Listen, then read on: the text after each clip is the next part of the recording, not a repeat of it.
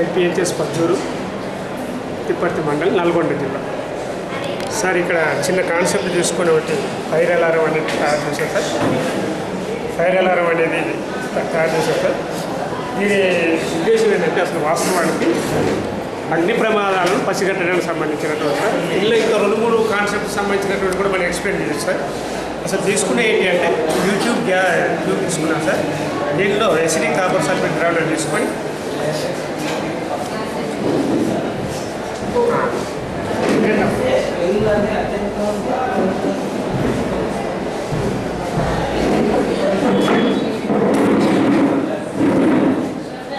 దీనిలో acidic copper sulphate ద్రావణాన్ని తీసుకొని దీనికి ఒక ఎల్ ట్యూబ్ అమర్చాం సార్.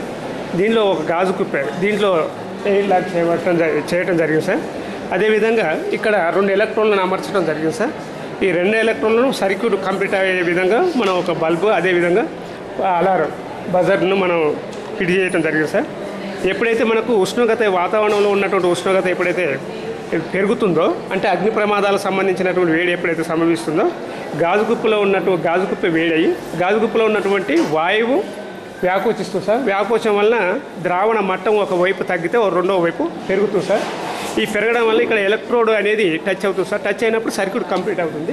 కంప్లీట్ అయినప్పుడు మనకు వెంటనే బజర్ అనేది మోగుతుంది. అదేవిధంగా బల్బు కూడా రెడ్ సిగ్నల్ ఇస్తుంది సార్. దీనివల్ల మనం వెంటనే అగ్ని ప్రమాదాలను పసిగట్టడానికి అవకాశం ఉంది సార్. దానివల్ల జాగ్రత్త పడడానికి అవకాశం ఉంది.